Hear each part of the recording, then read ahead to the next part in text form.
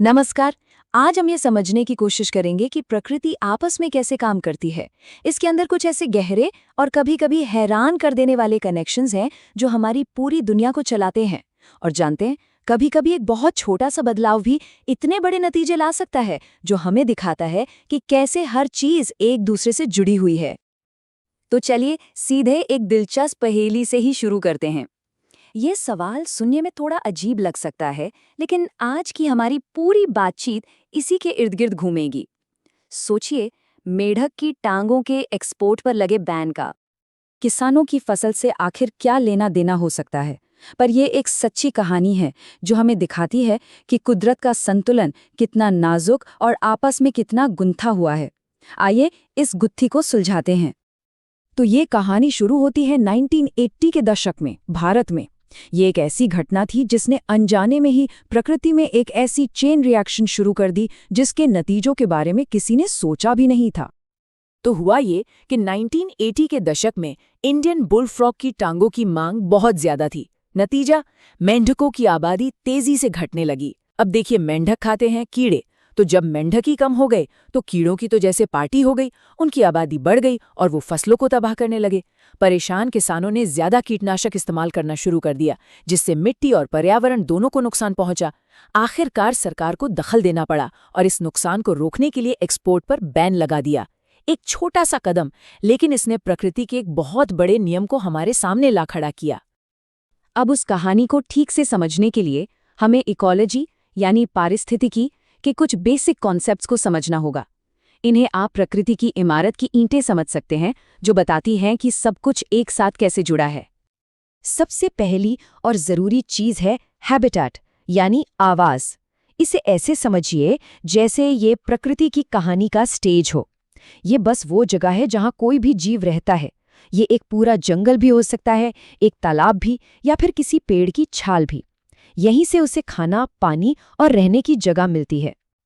और देखिए, हर आवास में दो तरह की चीजें होती हैं। एक तो बायोटिक यानी सारी जिंदा चीजें, जैसे पेड़ पौधे, जानवर, बैक्टीरिया। और दूसरी होती है एबायोटिक यानी बेजान चीजें, जैसे पानी, धूप, मिट्टी। ये दोनों जब मिलते हैं तभी कोई आवास पूरा होता है। अच्छा, अब ये जीव भी एक सिस्टम से रहते हैं।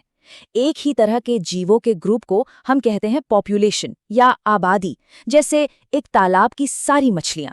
और जब हम उस तालाब की सारी अलग अलग आबादियों को, जैसे मछली, मेढक, पौधे, सबको एक साथ देखें तो वो बन जाता है एक समुदाय या कम्युनिटी।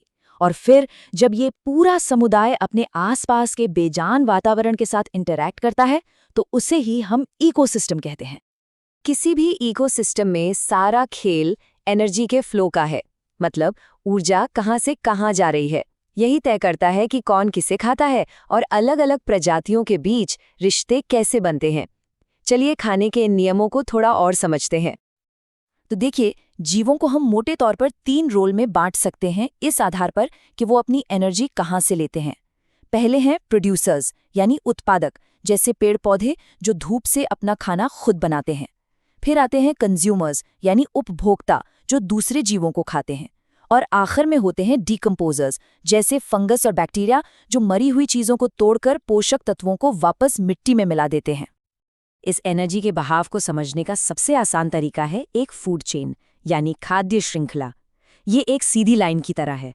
घास जो एक प्रोड्यूसर है, उसे टिड्डे ने खाया, टिड्डे को मेंढक ने खाया और मेंढक को सांप ने। बस एनर्जी एक लेवल से दूसरे लेवल पर चली गई।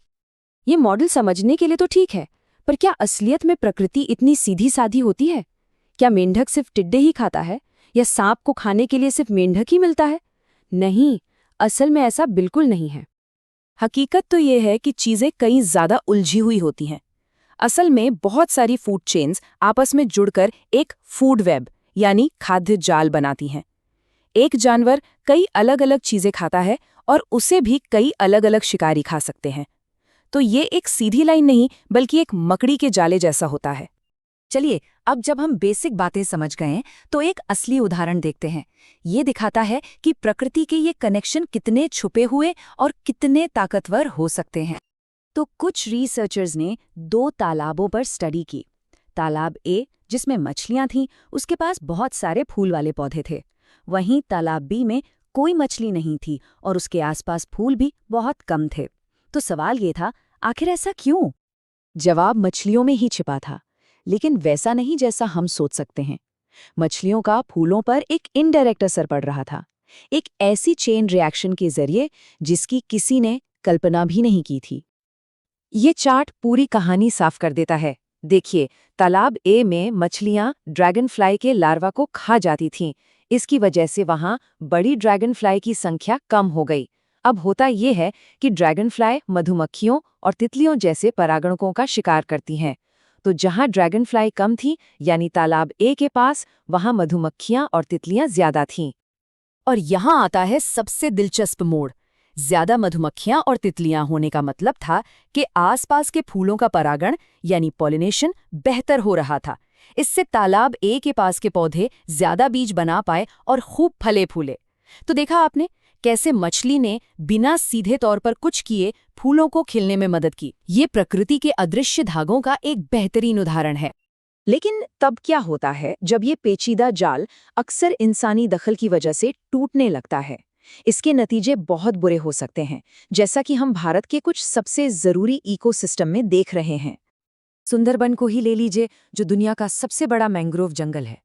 ये एक बहुत जरूरी इकोसिस्टम है जो तूफानों से हमारे तटों को बचाता है। लेकिन ईंधन के लिए पेड़ों की कटाई, प्रदूषण और संसाधनों के अंधाधुंध इस्तेमाल से ये पूरा संतुलन खतरे में है। जब हम इस जाल को तोड़ते हैं तो हम सिर्फ पेड़ नहीं खोते, हम वो सुरक्षा भी खो देते हैं जो ये जंगल हमें देते हैं। हरित क्रांति एक और ऐसा ही उदाहरण है। हाँ, इसने अनाज का उत्पादन बढ़ाया और भारत को आत्मनिर्भर बनाया। लेकिन दूसरी तरफ सिंथेटिक खाद और कीटनाशकों के बहुत ज्यादा इस्तेमाल ने मिट्टी की सेहत खराब कर दी, जमीन का पानी खत्म कर दिया और कई जीव जंतुओं की प्रजातियों को भी नुकसान पहुंचाया। मतलब एक जगह समस्या का हल निकाला तो दूसरी जगह नई समस्याएं खड़ी हो गई। तो इन सारे बातों से हम क्या सीख सकते हैं? ये सब हमें प्रकृति के सबसे बुनियादी नियम और उसमें हमारी अपनी भूमिका के बारे में सोचने पे मजबूर करता है।